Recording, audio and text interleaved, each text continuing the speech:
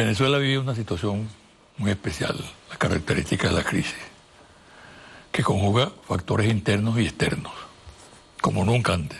Así es. Bueno, cualquier esfuerzo destinado a superar la crisis, a dar respuesta a los problemas concretos de la gente, tiene que pasar necesariamente por un acuerdo nacional.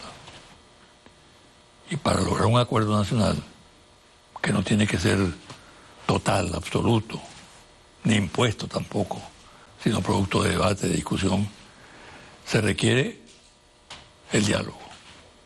Pero el diálogo tiene muchos partidarios y tiene adversarios muy poderosos.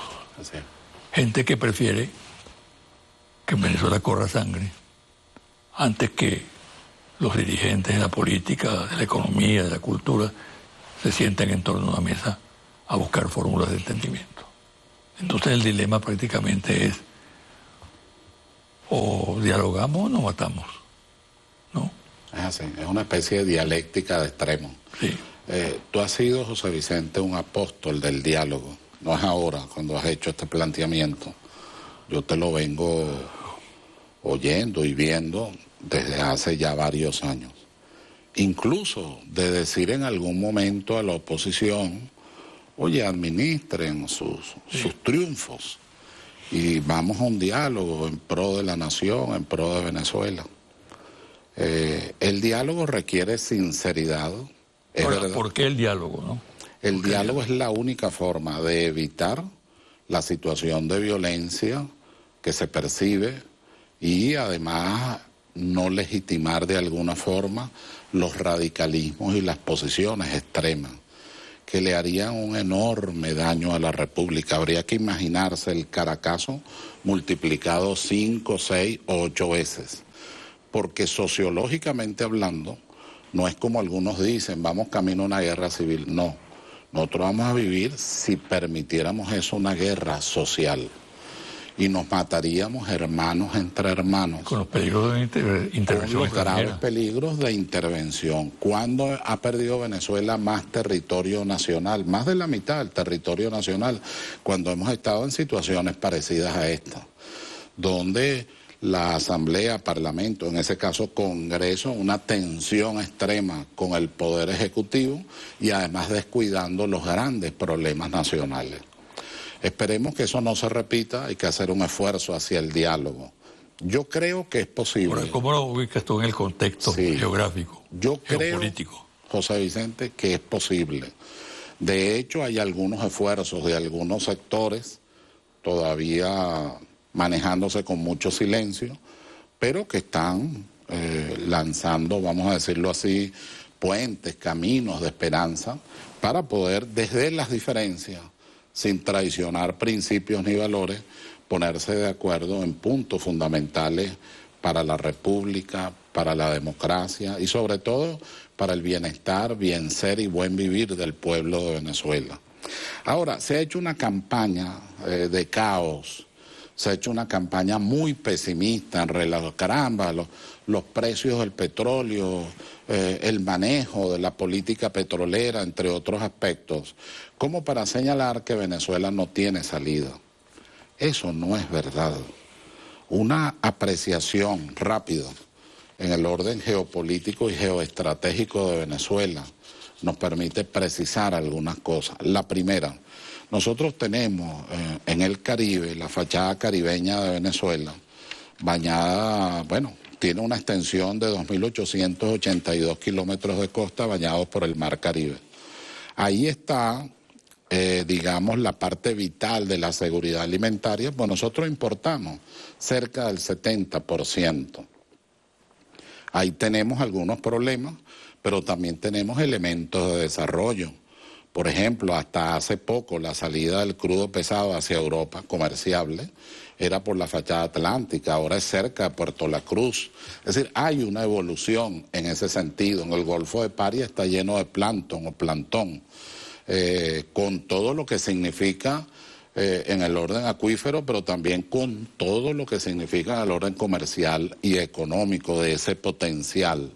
Aparte de eso, en la fachada atlántica, donde tenemos Lamentablemente el conflicto con Guyana, el conflicto fronterizo, el diferendo fronterizo, bueno, nosotros tenemos allí mucho diamante, desde la mina del Polaco hasta empezar la fachada atlántica, y eso está bañado de oro. O sea, de verdad, si en algún momento podría hablarse del Dorado, es precisamente ahora, con todo el oro que se tiene. Hay que ver lo que significa tener los recursos que tenemos en el mar, la patria azul que llaman los especialistas, y lo que nosotros tenemos en términos de minerales preciosos. Pero si bajamos al Amazonas, entonces ya no es solo minerales preciosos, son estratégicos, plutonio, radio, entre otros, en cantidades fundamentales y muy importantes.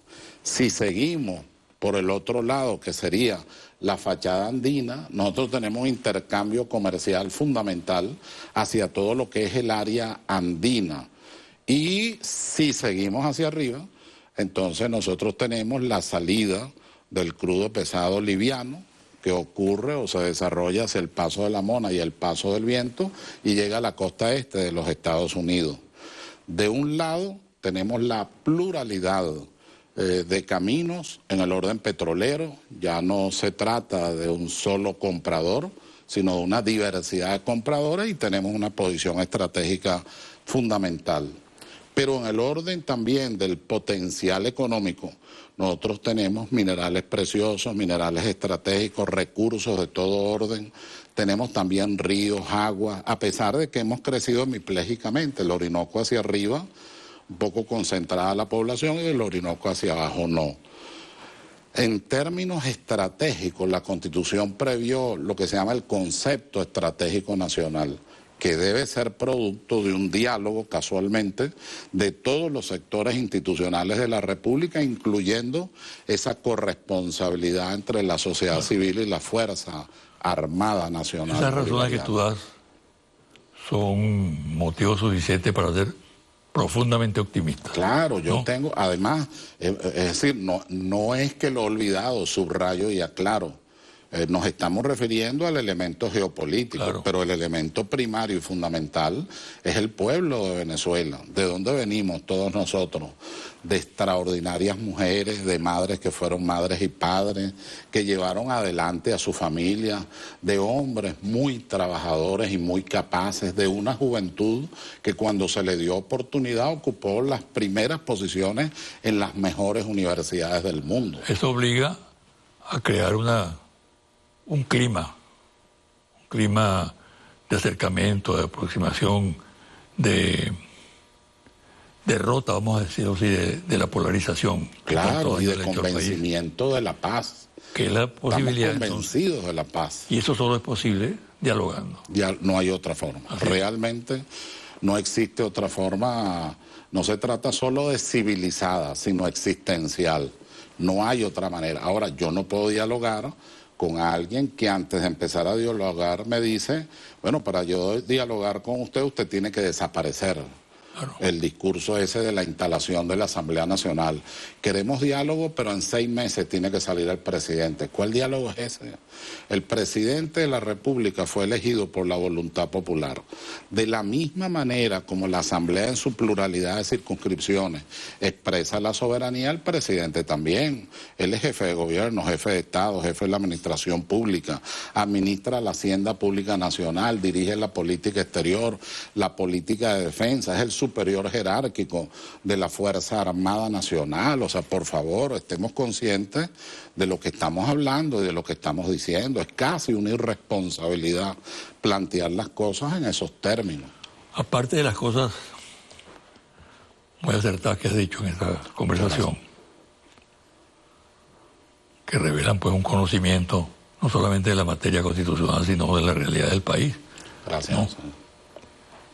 ¿Qué le puedes decir tú como mensaje a los venezolanos en este momento? Mensaje así, corto, concreto, lapidario, como tú sueles. Que crean en la paz a través del diálogo, que respetemos la estabilidad de las instituciones, que respetemos la voluntad popular, respetar a la Asamblea Nacional, respetar al titular del Poder Ejecutivo Nacional, a los titulares del Poder Judicial, a los titulares del Poder Ciudadano y del Poder Electoral.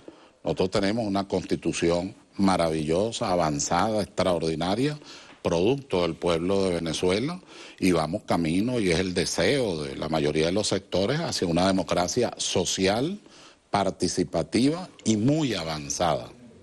Bueno, muchísimas gracias, ¿sabes? Muchas gracias, José Vicente. Mucha suerte. Gracias. Ya que hemos hablado e insistido en el diálogo, estando yo en la vicepresidencia ejecutiva de la República, hasta una canción llamando al diálogo hizo el cantautor venezolano Edgar Quintero. Lo dejo con ella y regresamos con los confidenciales.